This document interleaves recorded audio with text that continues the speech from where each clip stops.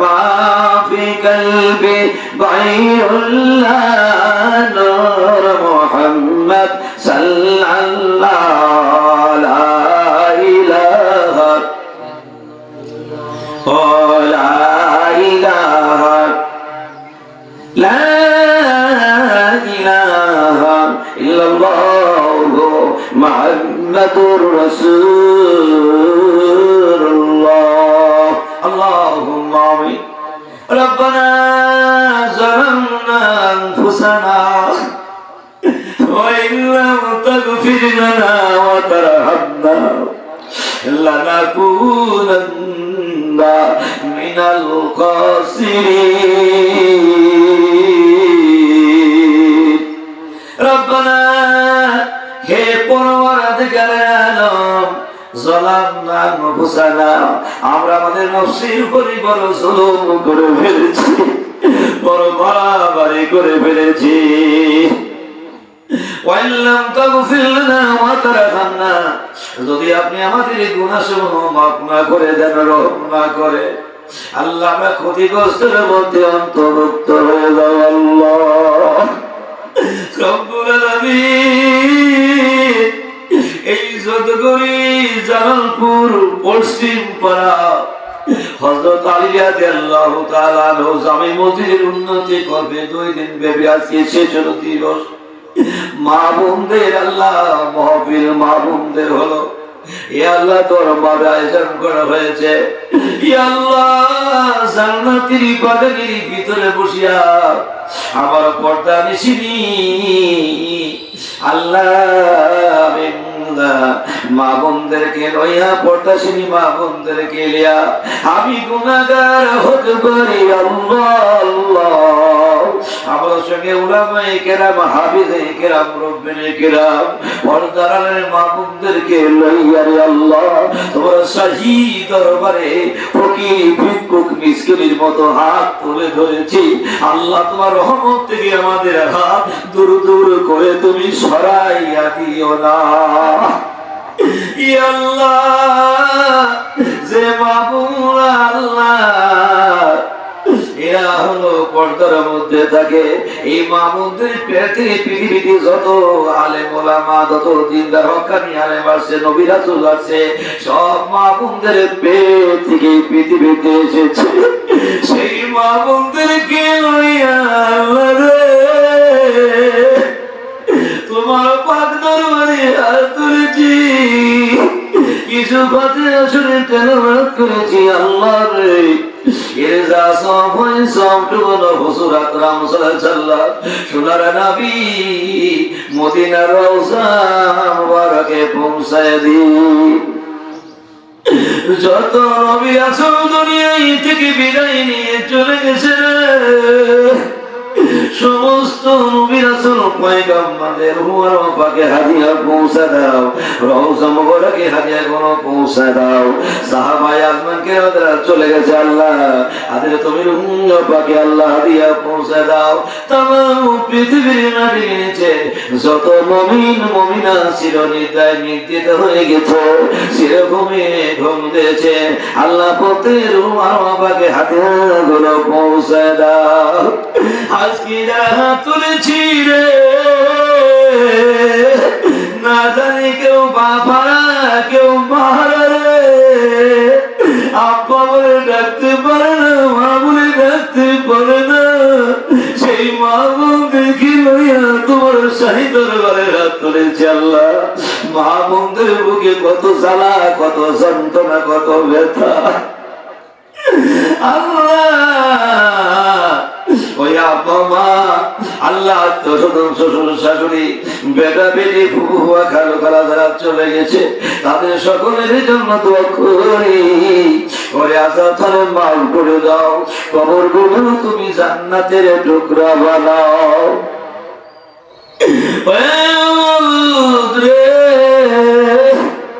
যারা ঈমান হয়ে কবরে চলে গেছে কবর এমন একটা জায়গা কবর মানে আমি সব বিচ্ছর জায়গা আমার মধ্যে আসার আগে তোমরা ঈমান আমল নিয়ে কবরে আসো নবী বলেছে যারা ঈমান আমল নিয়ে কবরে আসবে না তাদের কবরে 99টি সাপ ঢুকে যাবে রে।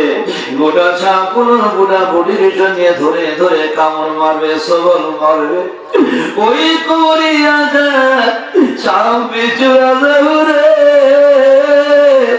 কেমনে করে সইব?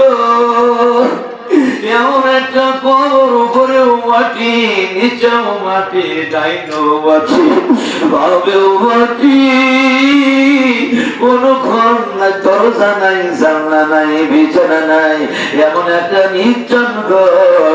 কোনো সাথী পাওয়া যাবে না, কোনো আপনার কোনো লোক যাবে না, ভাই ব্রাদার আত্মীয়স্বজন কেউ যাবে না, কেউ বা থাকবে না। ওই করে কেমনি করে থাকবো আল্লাহ? তোমার দরবারে ফুরিয়ে জানাই আল্লাহ, ওই কবরে আযাব তুমি মাফ করে দাও আল্লাহ। কবরগুলো তুমি কেমন পর্যন্ত জান্নাতের টুকরা তুমি বানাইয়া দাও। এ আল্লাহ, আমি অত্র এলাকাবাসীদের জন্য দোয়া করি যাই, বিশেষ করে আজকে মা বোনদেরকে আমি বলবো, মা বোনেরা, কয়দিন দুনিয়ায় আমরা আসছি, এটা চিরস্থায়ী জগৎ নয় রে মা, অস্থায়ী জগৎ। কখন যেন মালাকুল মউত চলে আসবে, কখন যেন মসজিদের পালকি সার বেহারা করে ছয়জন কাঁধে করে নিয়ে বাড়ির সামনে হাজির হয়ে যাবে। এ মা বোনেরা রে, আজকে বাড়ি ঘরের মায়া ত্যাগ করিয়া, বিবি বাল বাচ্চার মায়া ত্যাগ করিয়া এই জালসার থেকে আসার জন্য আমি আপনাদেরকে বিশেষ ভাবে অনুরোধ জানাই। আসিন, যদি জালসায় আসে, যদি পথের মধ্যে মারা যাও, তোমার জীবনের গুনাহ আমার আল্লাহ মাফ করে দিবে। এই ভাবিলে যদি একটা আমল তুমি করো, যে আমল করতে থাকো, এর ওসিলায় তোমার কবরি আযাব মাফ করে দেবে। এই জন্য মা বোনদের খেদমতে বলবো, মা তাড়াতাড়ি তোমরা বাড়ি ঘরে কাজ কাম সারিয়া তোমরা এই জান্নাতের বাগানে তোমরা চলে আসো। আল্লাহ আজকের মাহফিলকে তুমি কবুল আর মঞ্জুর করে নাও। আজকে মাদ্রাসা, আজকে এই মসজিদের কমিটিকে কবুল করে নাও। আল্লাহ এলাকাবাসীকে তুমি কবুল আর মঞ্জুর করে নাও। রব্বির রহমা কামা রব্বায়ানি সগীরা। সুবহান রাব্বিকা রাব্বিল ইজ্জাতি আম্মা ইয়াসিফুন ওয়া সালামুন আলাল মুরসালিন ওয়ালহামদুলিল্লাহি রাব্বিল আলামিন। ওয়া জাআলনা আখিরা কালামিনা ইনদাল মাউত লা ইলাহা ইল্লাল্লাহু মুহাম্মাদুর রাসূলুল্লাহ।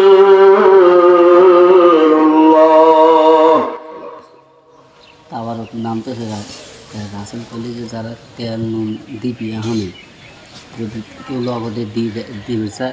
মা বোনেরা, আপনাদের জালসায় কিন্তু তাবরাকের ব্যবস্থা আছে এবং তাবরাকের শুরু হয়ে গেছে। যারা আপনারা, কেউ আপনার চাউল, কেউ ডাউল, কেউ আপনার তেল, পেঁয়াজ, রসুন, মরিচ এবং জিরা যা দিতে পারেন, যদি আপনারা মনে করেন যে আমরা শরীর খাবো এবং দেবো, যদি গত বছরে বাকি লেখা দিয়ে থাকেন, তাহলে ইনশাআল্লাহ এখনই আপনারা পৌঁছায় দেন। এই জালসার পাশে এনে আপনারা পৌঁছায় দেন, এখান থেকে কমিটি নিয়ে নেবে। মা বোনরা যারা তাবরাকে ব্যবস্থার জন্য এগুলি দিতে চান, তাদের বোন আছে, কত মেহমানকে খাওয়ান, এখানে কত লোক আসবে, কত গরিব হবে, দরিদ্র আসবে এবং মিসকিন আসবে, তাদেরকে খাওয়ানো হবে। এতে অনেক সওয়াব আছে। যারা দিতে চান ইনশাআল্লাহ এখানে ইমাম সাহেব আছে, ইমাম সাহেবের কাছে আমরা পৌঁছে দিতে পারেন। জালসার প্রারম্ভে মোসাম্মা সেলিনা খাতুন 70 খানি টাকা দান করলো, জোরে বলি না মারহাবা, লিল্লাহি তাকবীর। আল্লাহ মোসাম্মা সেলিনা খাতুন, আল্লাহ এই মসজিদের জন্য আল্লাহ অনেক কাজ আপনারা শুরু হয়ে গেছে, এই উন্নয়নের জন্য মোসাম্মা সেলিনা খাতুন আল্লাহ 70 খানি টাকা দান করে যায়। আল্লাহ সেলিনা খাতুনের নিদানকে আপনি কবুল করে নেন, আমিন। রিজাউল রমজান লিল্লাহি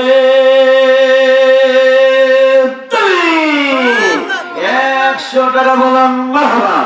আল্লাহ রিজাউলের আম্মা জান আল্লাহ হযরত আলী রাদিয়াল্লাহু তাআলা মদিনা নববী আমার 100 খানা টাকা দান করে যায়। ওর মনের খবর জানি না, মনের ব্যথা জানি না, যেই নীতি দান করে গেল আল্লাহ দান আপনার কবুল করে নেন, নেখানে তারা চলে দেন, আবিদান সালেহা জাহিদা বানায় দেন।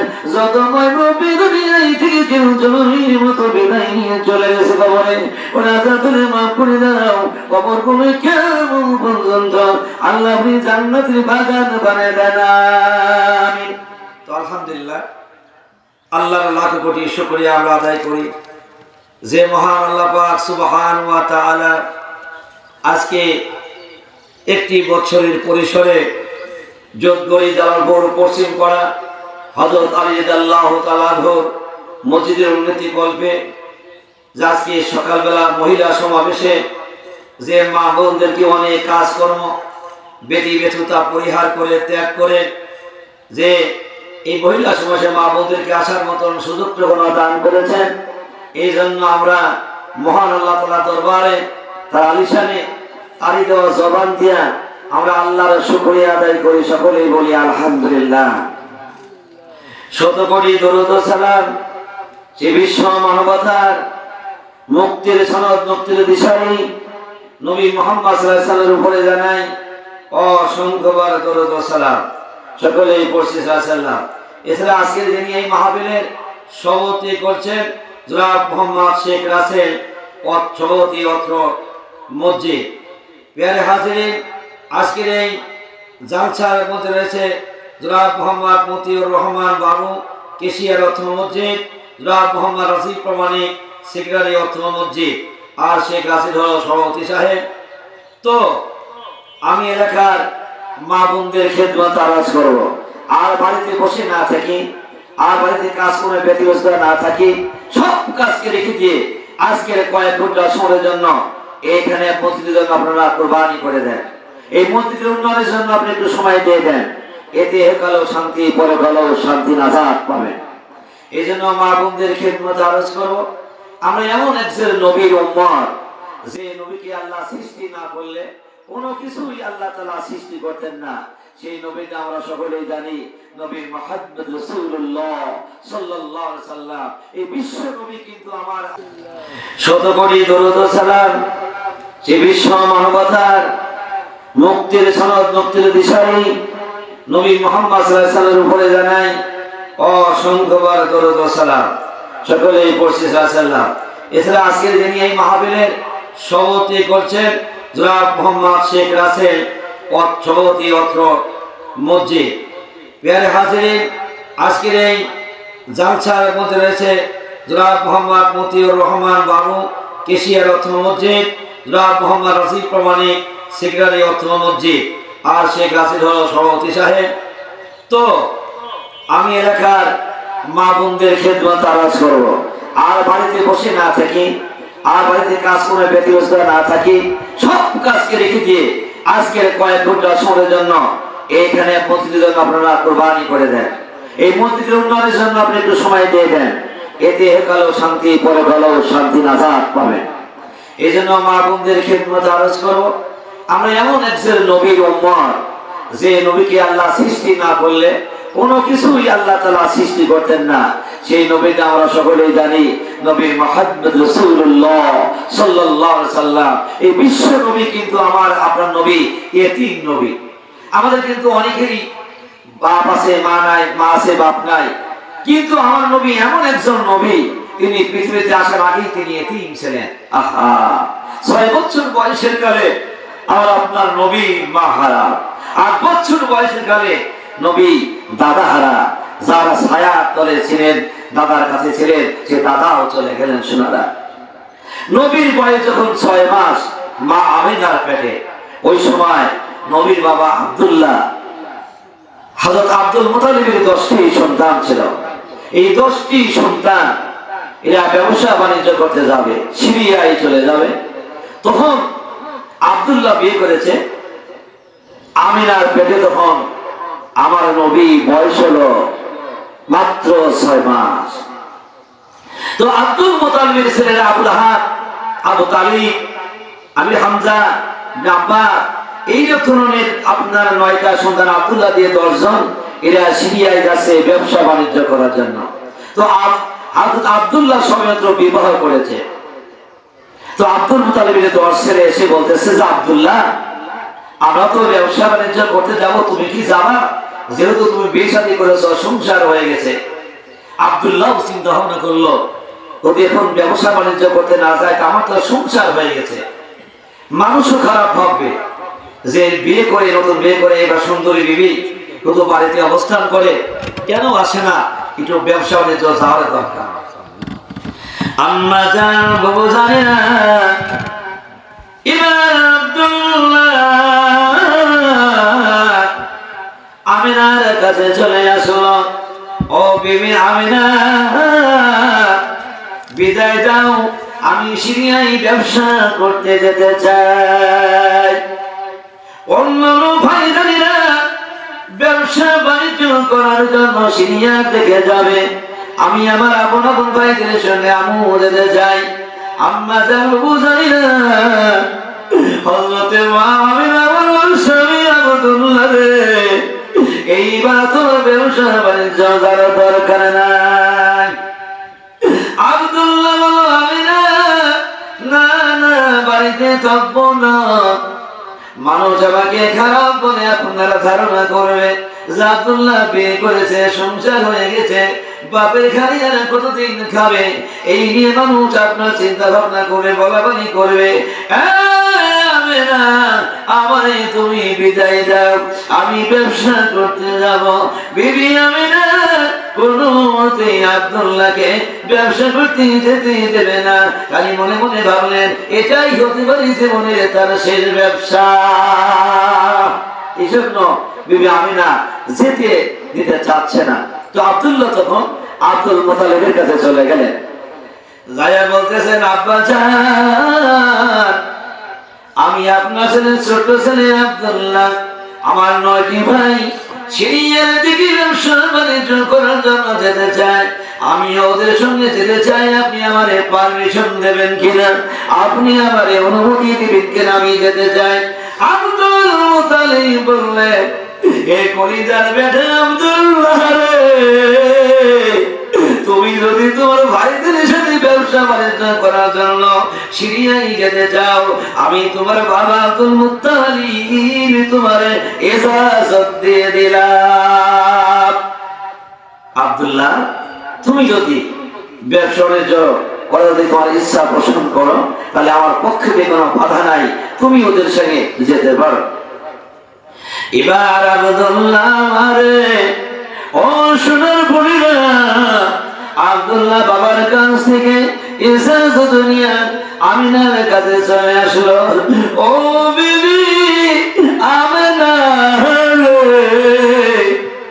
আমার আব্বা আব্দুল মুতালিব ব্যবসা বাণিজ্য করার জন্য আমরা বরাবর ভাইদের সঙ্গে সিরিয়ায় যাওয়ার জন্য পারমিশন দিয়েছে, এখন তুমি কি বলো? বিবি আমিনা চোখের পানি ফেলে কাঁদে, স্বামী রে আমার, তোমার বাবা যদি আব্দুল মুতালিব পারমিশন দেয়, আমি আমিনার বাধা দিতে চাই না। বাধা দেব না, তাহলে তুমিও চলে যাও। এইবার আমিনা চোখের পানি ফেলে কাঁদে, স্বামী রে, আপনার হতে পারে জীবনের শেষ ব্যবসা সিরিয়ায়, আপনার জীবনের শেষ সিরিয়ায় যাওয়ার যে শেষ হয়ে যেতে পারে। ও স্বামী রে, কত গোসল করেছি, কত গোসল করে দিয়েছি, আপনি একটু দাঁড়ান, আমি কূপের পানি এনে একটু পাথরের উপরে দাঁড়ান, আমি আমিনা জীবনের শেষ গোসল আমি আপনাকে করায় দেই। আমার দেশের বিবিরা কি কোনোদিন স্বামীরে গোসল করায়, ওদের ওজুর পানি চায়, তুমি দেখতেছো না আমি কাজ করতেছি, একটু পানি কি ভরেও নিয়ে ওজু করা যায় না? আম্মা জান বাবু জানে না, স্বামী যখন ঘাট বাজার থেকে ফিরে আসবে তাড়াতাড়ি করে তোমরা একটু পাখা নিয়ে বাতাস দাও, একটু জামাটা খুলে দাও, একটু ওষুধ পানি দাও, কেননা তোমাদের জন্যই তো তারা সংসার জীবন যাপন করে। ওই স্বামী খুশি হয়ে যাবে, খুশি হয়ে যাবে। স্বামী যদি খুশি হয় তোমাদের উপরে, আরে আল্লাহ পাক তোমাদের উপরে খুশি হয়ে যাবে। জীবনের গুনাহ আল্লাহ তাআলা তোমাদের মাফ করে দেবে।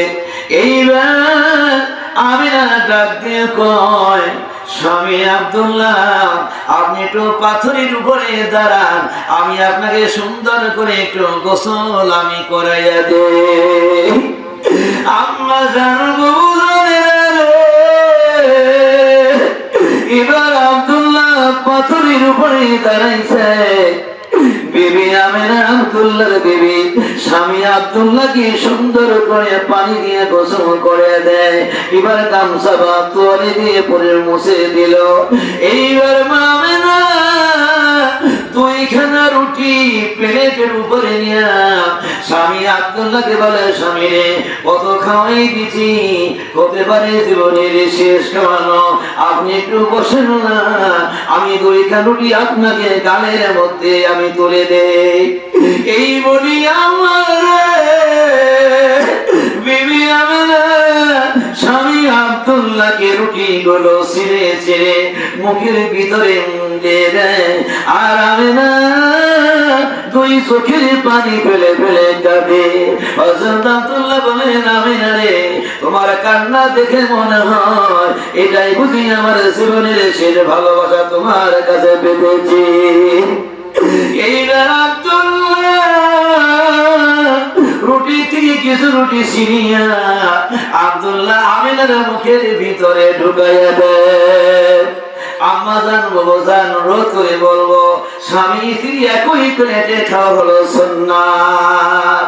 আজকাল আমাদের দেশের বিবিরা স্বামীর হাতের খাবার খায় না, এবং বিবিরাও স্বামীর হাতের খাবার খায় না, গালে মুখে দিতেও তারা চায় না। এটা সুন্নতে রাসূল মা। তারা এই মহিলা জালসার এখন তারা সহযোগিতা করবে, ভলেন্টিয়ার নাম বলে যারা তবারক রান্নার কাজের জন্য এবং মহিলা জালসায় যারা সহযোগিতা করবেন সার্বিকভাবে, তাদের অনুরোধ জানাচ্ছি। ওটি রাসূলুল্লাহ সাল্লাল্লাহু নাম বলছি, সমাজ প্রধান শহীদ হিলাল তবারক রান্না করার জন্য যারা সহযোগিতা সার্বিক সহযোগিতা নিতে রয়েছে, তো তাদের নাম আমি ঘোষণা করছি। তারা দ্রুত সবাইকে মধ্যে দিয়ে আসার জন্য আমি কোরিয়ার পক্ষ থেকে অনুরোধ জানাচ্ছি। তো সমাজ প্রধান হলো সমাজ প্রধান সুইট, হেলাল, খাদেম, ইদ্রিস, আকাশ, বিদ্যুৎ, মহসিন, হেলাল মল্লিক, রঞ্জু এবং হাশেম মোল্লা, আরাফাত, রবি, কামরুল ইসলাম, বাকি, পলাশ, মালেক, সাগর, শহীদুল ইসলাম, সবুর, মাসুদ রানা, বাবু এবং রিক্ত, আমির খান, রাজীব, মিলন, নাইম, সোহেল, শুভম। তোমরা যেখানে থাকো, তোমরা সমস্ত কাজকর্ম আজকে ছবি দেখে দিয়ে দ্রুত গতিতে তোমরা মন্দিরের পাশে এসে তোমরা মন্দিরের সভাপতি, তোমরা আপনার এই রাসেলের সঙ্গে দেখা করার জন্য আমি বিশেষভাবে অনুরোধ জানাচ্ছি। আম্মা জান, বাবু জানেরা, এবার নবীর বাবা আব্দুল্লাহ রুটি ছিঁড়ে ছিঁড়ে আমিনার মুখের ভিতরে ঢুকায় দেয়। এমন সময় খাওয়া যখন শেষ হয়ে গেল, এবার আব্দুল্লাহ যখন চলে যাবে, এবার মা আমেনা আব্দুল্লাহর কদমের উপরে কদম মুছে করলো, কপালের উপরে চুম্বন দিলে জড়িয়ে ধরলো, আর বলে, স্বামী রে, আপনি ব্যবসা করার জন্য চলে যাচ্ছেন, অতি তাড়াতাড়ি আবার দেশে আপনি ফিরে আসবেন।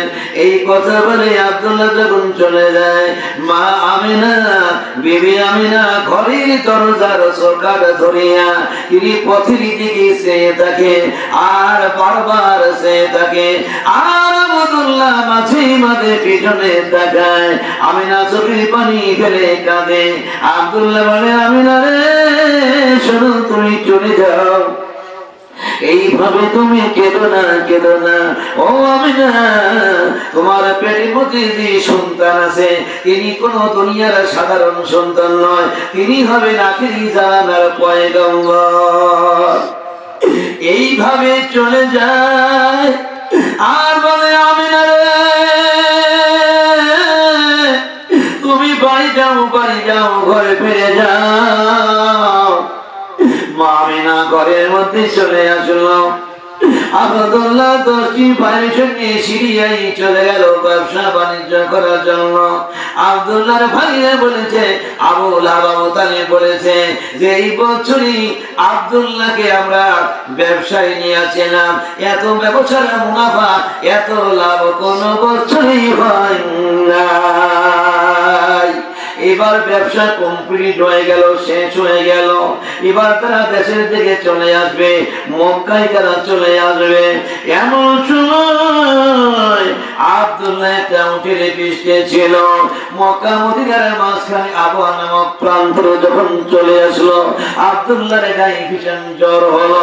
আব্দুল্লাহ উটের উপর থেকে জমিনে পড়ে যায়। আব্দুল্লাহর ভাইরা দ্রুত চলে আসলো। কে রে? আব্দুল্লাহর কি হলো রে? আব্দুল্লাহ কেন উটের পৃষ্ঠে থেকে কেন পড়ে গেল রে? এবারে কেউ হাত দেখে বুকে হাত দেয় যে আমাদের ভাই মনে হয় আব্দুল্লাহ আর দরিয়ায় গাই। কিছুক্ষণ করে আব্দুল্লাহ চোখ মিলে তাকাইলো। একজন ভাইকে ডাক দিয়ে নিয়া মুখের সঙ্গে কানটা লাগাইয়া দিয়ে বলে, ও ভাই আমার মন বলে আমি আর দুনিয়ায় থাকবো না। আমি তোমাদেরকে বলে যাই আমার বিবি আমিনার গর্ভে সন্তান আছে, ইনি আখিরি জামানার পয়গম্বর হবে। বেটা যদি দুনিয়ায় আসে বাপরা শুনতে একটু বেদব হতেই পারে, ও তার রাগ করে কথা বলবে না। ওই রাগ করে কথা বলো, আমি আব্দুল্লাহ কবরে বড় কষ্ট পাবো। আলহাজ সাজ্জাদ হোসেন উজ্জ্বল অর্থাৎ জলিল হাসিল না, আলহাজ সাজ্জাদ হোসেন উজ্জ্বল 1000 টাকা। তো জালালপুর বাজার সংলগ্ন মোহাম্মদ সাজ্জাদ হোসেন উজ্জ্বল, আলহাজ সাজ্জাদ হোসেন উজ্জ্বল, এবং তিনি এই মোদির জন্য 1000 টাকা দান করেছেন। মারহাবা লিল্লাহি তাকবীর। আল্লাহ সাজ্জাদ হোসেন উজ্জ্বল হাজী আলহাজ আল্লাহ আল্লাহ আবাদান উজ্জ্বল হাজী যেন দোয়া করি, আল্লাহুম্মা আমিন। আল্লাহ আলহাজ সাজ্জাদ হোসেন উজ্জ্বল আপনার বাজার সংলগ্ন তার বাড়ি আল্লাহ আব্বাজান মরহুম আল্লাহ আলহাজ খলিল সাহেব 2012 সালে আমার সঙ্গে হজ করতে গিয়েছেন। আলহাজ জলিল সাহেব জলিল খান সাহেব আল্লাহ সেই মানুষটি দরিয়ায় নাই কলিজার টুকরা সাজ্জাদ হোসেন আলহাজ সাজ্জাদ হোসেন উজ্জ্বল বাবার জন্য দোয়া করে, দোয়া চায় আল্লাহ তার জন্য দোয়া করি। তারপরে আল্লাহ ধরে মাফ করে দাও আল্লাহ। কবরখানা কিয়ামত পর্যন্ত আল্লাহ আপনি জান্নাতের বাগান বানায় দেন। সকলেই বলে আমিন। তো মা বোনদের খেদমতে আরজ করব, এমন সময় ওই আপনার ওই মক্কা মদিনার আবহাওয়া প্রান্তরে ওখানে আপনার তাকে কবর দেওয়া হলো। কবর দিয়া 9 ভাই 10 ভাই ছিল, এক ভাইকে হারিয়ে ফেললো। 9 ভাই চোখের পানি ফেলি ফেলে কাঁদতেছে আর বলতেছে বাপের কাছে যায় কি জবাব দিতে বলে। 10 ভাই বড় আশা লইয়া সিরিয়ায় ব্যবসা করার জন্য এসেছিলাম, এক ভাই ঝরে চলে গেল। এখন 9 ভাই যায় বাপের কাছে কি জবাব দেব? বাবু যদি জিজ্ঞেস করে আবু তালেব আবু আমার ছোট বেটা আব্দুল্লাহ কই রে, তখন আমি কি আমরা কি জবাব দেব রে? মক্কায় খবর হয়ে গেল ব্যবসা বাণিজ্য করে ওরা সিরিয়াতে থেকে মক্কায় চলে আসে।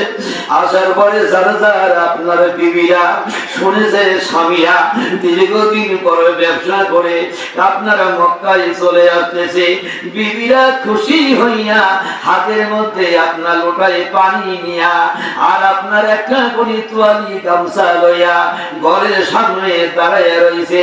আসলে স্বামীদেরকে হাত মুখ ধুয়ে দেব আর আপনার ওই তোয়ালি দিয়ে সুন্দর করে শরীরটা মুছাইয়া দেব। এইবার তো নয় ভাই চলে আসে, যারা যার ঘরের মধ্যে চলে গেল, বেবিরা খুশি হয়ে গেল।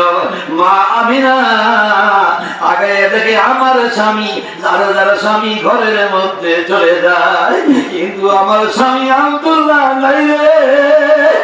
আমার বিশ্বাস আমার স্বামী আব্দুল্লাহ মনে হয় আর দুনিয়ায় নাই রে।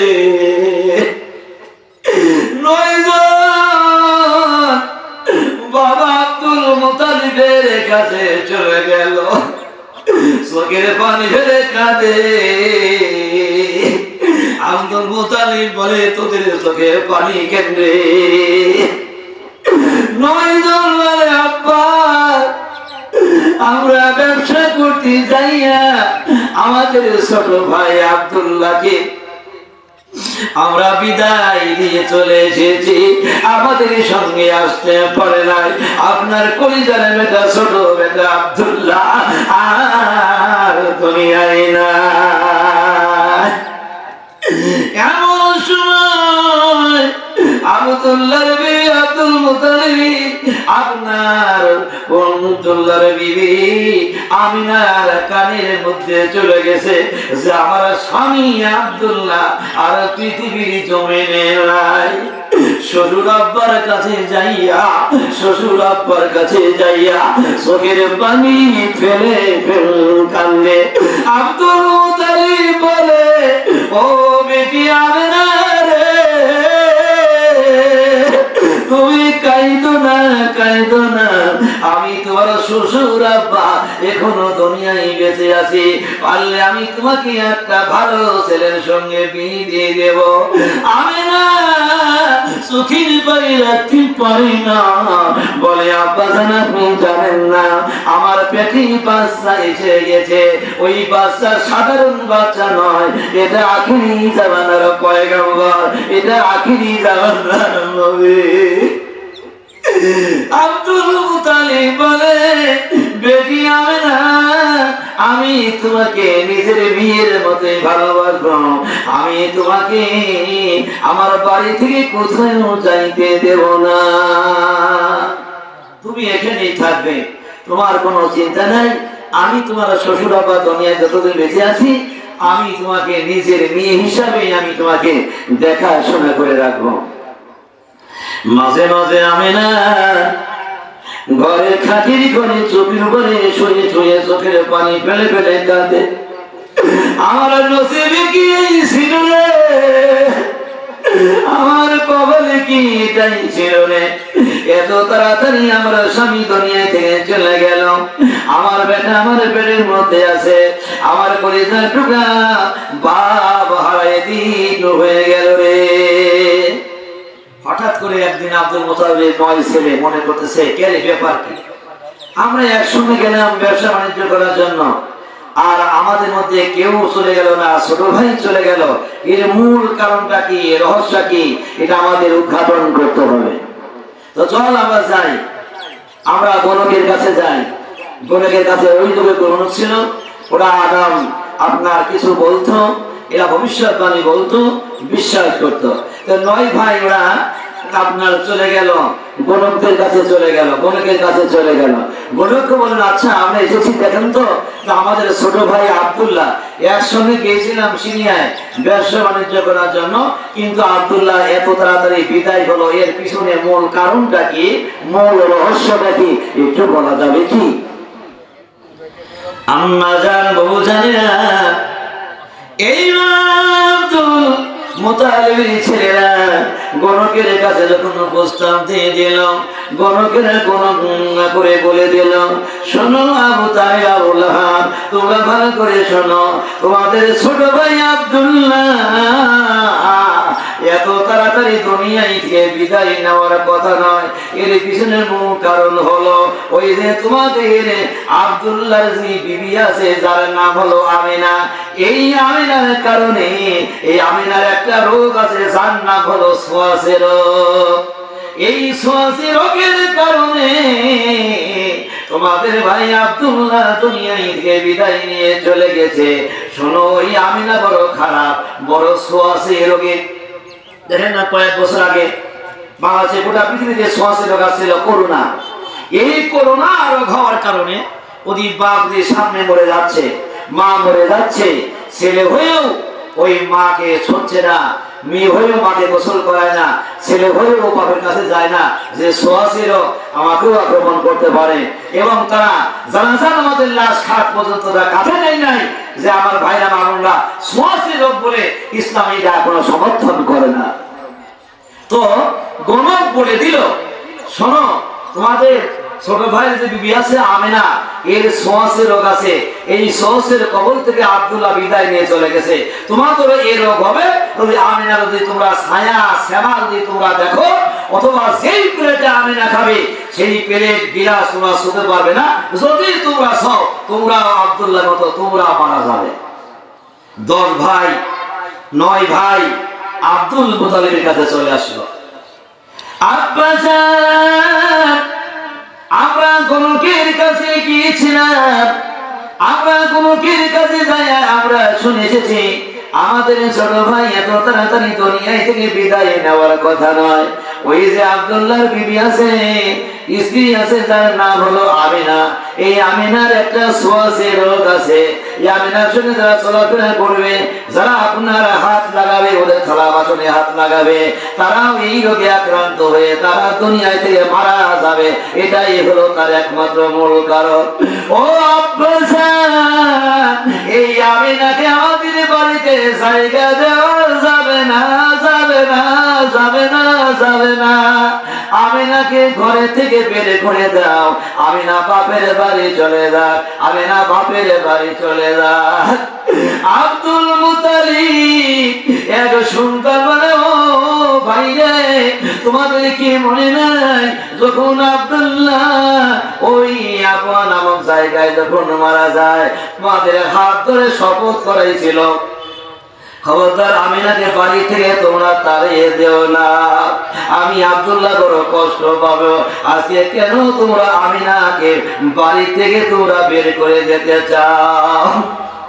আব্বারে বলো, আব্বা যদি আমিনাকে বাড়িতে রাখো, আমরা কেউ কিন্তু বাড়িতে থাকবো না, তোমরা আমিনাকে বাড়ি থেকে বের করে দেন।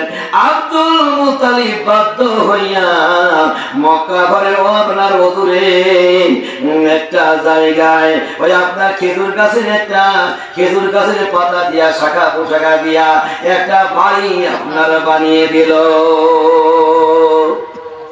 আব্দুল মুতালিব বলেন, এখানে তুমি বসবাস করো, এখানে তুমি থাকবা। আব্দুল মুতালিব পুত্রবধূ আমিনা বলে, আমি এখানেই থাকতে লাগলাম।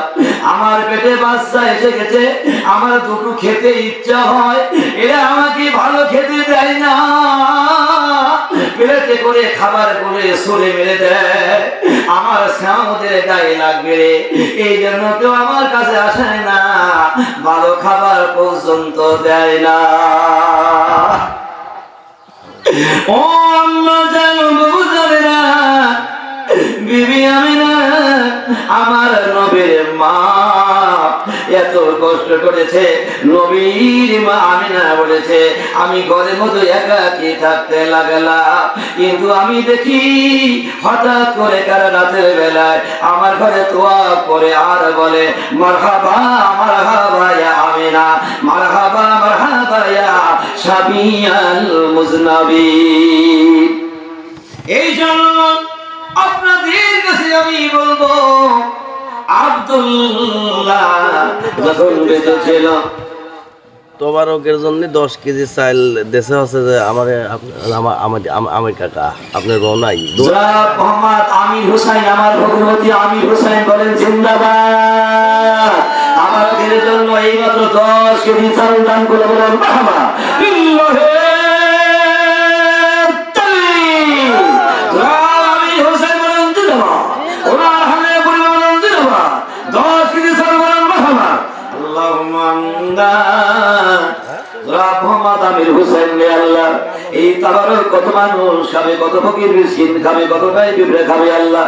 আমির হুসাইন 10 কেজি চাল দান করে যায় আল্লাহ। আমির হুসাইন এই দানকে আপনি কবুল করে নেন, নেখায়া দারাজ করে দেন, জীবনের গুনাহ খাতা মাফ করে দেন। হায় আব্বা আম্মা তুমি এই বেঁচে নাই আল্লাহ, মাটির অন্ধকার কবরে চলে গেছে, ওর শ্বশুর শাশুড়িরা দুনিয়া থেকে চলে গেছে আল্লাহ, তাদের সকলের জন্য দোয়া করি ওরে আল্লাহ তাহলে তুমি মাফ করে দাও রে আল্লাহ।